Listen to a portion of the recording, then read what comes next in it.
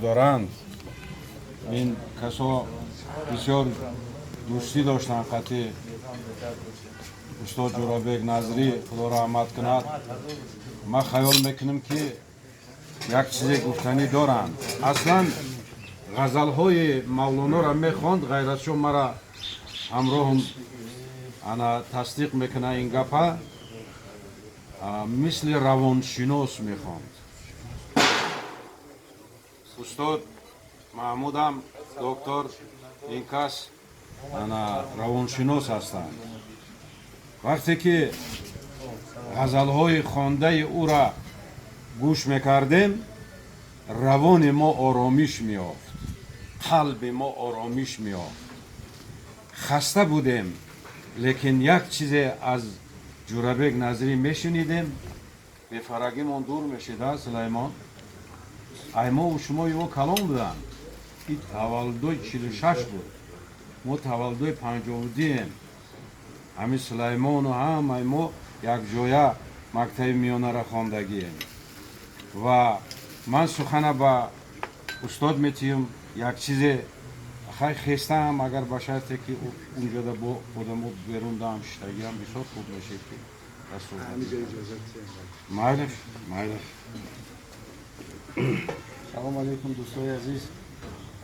من نام خداوند بخشنده و مهربان سر میکنیم و یک چیز گفتنی که حالا هرچند جسماً همراه ما استاد نباشن ولی روحاً حالا ما را میبینن و فکر میکنم که از این یاد اعتمام نمیکنم خیلی خرسند میشم، چرا که آدمانی که در عالم روح هستند، در عالم پارالل های دیگر هستند و یا جسمان نیستند ولی روحان هستند و غذای آنها همین فرهنگ و معرفت است، نور فرهنگ و معرفت است. برای همین ما امروز اگر یاد میکنیم پس ما یک غذای نوری با اون کس میفرستیم. همین دعا هم همین معنا را دارد که دعا با نور مبدل میشه. خداوند رحمتش بر او زیاد گرداند. و وقتی که با استاد آشنا شدم، حتی که یک روزی که بیمارم بودن ما اون کس خبر گرفتیم، از فرهنگ و معرفت گپ میزنیم. یعنی که انسان در آخر حیات اون کسی میشود که اون چیز در تگ دلش است.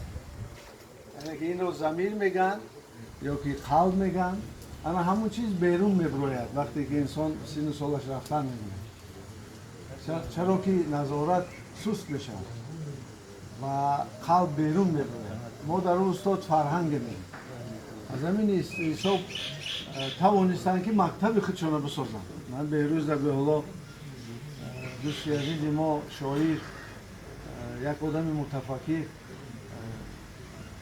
شاگردی انام استاد هستند. من فکر میکنم که کار اینها رو قطعی رحمت کریم برادر عزیز ما مکتبی او را دوام میدهند. اون مکتبی که او ایجاد کرد و یک چیز است که استادان فرزند دارند، فرزندی عقلی، فرزندی علمی دارند. وای بر حال آن استاده که اگر فرزند نداشته باشد، یعنی که فرزند علمی نداشته باشد، علمی او میمیرد. امروز استاد باز صاحب فرزند علمی هم هستند که فکر میکنم اون مکتبی که اساس گذاشت یک اسلوب خاصه خودش داشت. یعنی که او در فرهنگ، در صنعت، در علم، یعنی که همه جنبه های همه طرفه داشتن. از همین حساب مکتب بزرگ است که ملت ما زمان بیاد که با این مکتب او افتخار کند. و البته باز یاد میاریم که استاد نه تنها فرهنگ تاجیکی را، باز فرهنگ دری، فرهنگ فارسی را یک پیوند زده بود که واخوری های او با شادروان احمد ظاهر یک چیزی، یک پیوستگی کرد که تا حاضر ما از اون افتخار میکنیم و این پیوستگی نمیماند که در دیگر سمت ها که اون رابطه ها کنده شد. برای همین من از استادم سپاسگزارم که امکان دادن ما یک یادآوری، یک سخن بگوییم. بار دیگر میگم که خدا رحمتش کند، شاگردانش دوام دهند آن چیزی که استاد کرده بودند و فرزندانش برداری پدر شوند و ما هر زمان به نیکی این شخص بزرگ یاد کنیم. سپاس بی‌اندازه. تشکر زیاد. در حقیقت پسر که ندارد نشان پدر، تو بیگانه خانوش مخانوش پسر. انا همون میراثایی که استاد ماندگی هستند، همون چیزهای نانوشته که استاد ماندگی هستند. فرهاد رحیمی بسیار مرد شریف اند. همینجا این سخنها را گفت که امینا را ما باید که روی چاپ بیاریم و یادگار به آیندگان بمانیم.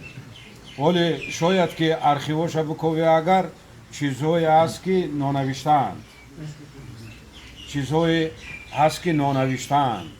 یک شاعری بسیار بزرگ در شاعرای معاصر خودمان یک گپی بسیار بلند دارد. میگوید که مرا چون استخوان رودکی از خاک میکابی. ولی روزی میشود که مرا میگه چون استخوان رودکی از خاک میکابی.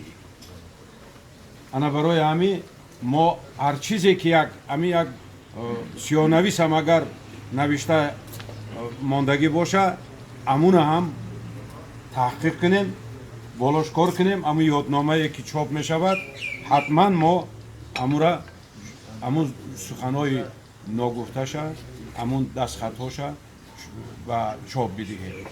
و اینجا اسماعیل جان رفت، نه؟ بچه رحمتی انا عبدالله نظری رفتن.